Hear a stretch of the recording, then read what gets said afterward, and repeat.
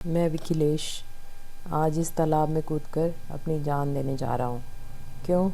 क्योंकि तंग आ गया हूँ इस अकेलेपन से। ना कोई साथ देने वाला है, ना कोई साथ रहने वाला।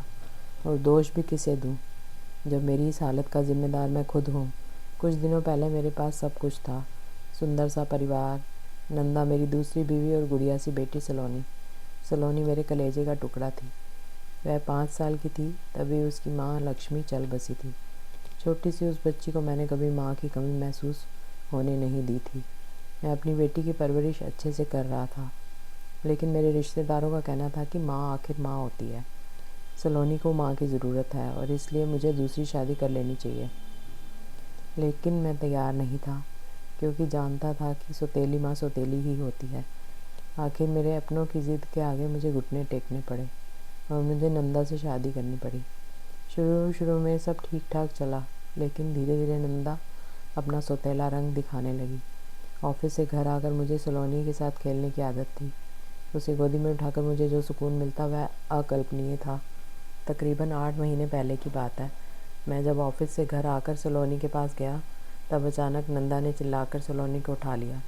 मैं कुछ समझूं उससे पहले वह सलोनी को दूसरे कमरे में रख कर बाहर आई और बोली, पहले नहा लो, तब तक मैं आपके लिए गर्मा गर्म खाना परोसती हूँ। उस दिन के बाद नंदा का व्यवहार अजीब सा हो गया था। वो कुछ न कुछ तरकीबें लगाकर सलोनी को मुझसे दूर रखने का प्रयास करती। कुछ कहने जाओ तो वर्तमान परिस्थितियाँ लेकर मेरे सामने सलाहों का पिटारा खोल देती। फिजूल की बकवास, मेरे गले वह बातें नहीं उतरती थी, क्योंकि मैं जान गया था कि नंदा मुझसे मेरी बेटी को दूर करना चाहती है। मैंने भी नंदा की कारस्तानियों का मुंह तोड़ जवाब देने की ठान ली। अब मैं उसकी एक बात नहीं मानता। सलोनी के साथ खूब खेलता। मैं अपनी बेटी को दुनिया भर की खुशियाँ देना चाहता था। वह भी बहुत खुश थी, लेकिन अचानक हमारी खुशियों को मानो किसी की नज़र लग गई। एक दिन सलोनी की तबीयत बिगड़ गई।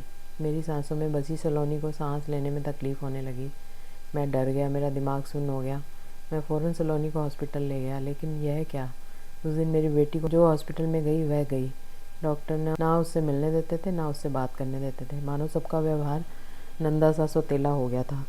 2 दिन बाद नंदा की भी तबीयत बिगड़ गई, सो उसे भी हॉस्पिटल में एडमिट कराना पड़ा। लेकिन मुझे नंदा से ज़्यादा फिक्र अपनी बेटी सलोनी की थी। मैं अपनी बेटी को देखना चाहता था, उसे प्यार से गले लगाना चाहता था, उसे चूमना चाहता था। लेकिन कोई तो कहे कि वह कहाँ है, किस हालत में है। बस एक दिन डॉक्टर ने आकर मेरे हाथ में 2 कागज़ थमा दिए और बोले, यह तुम्हारी बेटी का डेथ सर्टिफिकेट है और यह है तुम्हारी बीवी का। मैं सुन्न सा अपनी जगह खड़ा रहा। मेरे सामने खड़ी नर्स बोली, तुम्हारी बीवी ने तुम्हारे लिए एक संदेश छोड़ा है। क्या? महामारी में अगर हम एक दूसरे से दूर रहते तो आज साथ होते। मेरे हाथ से कागज़ छूट गए। तालाब में कूदने से पहले मैं आपको एक सवाल पूछना चाहता हूँ। हाँ भी कहिए, कौन बुरा था, मैं या सलोनी की सौतेली माँ?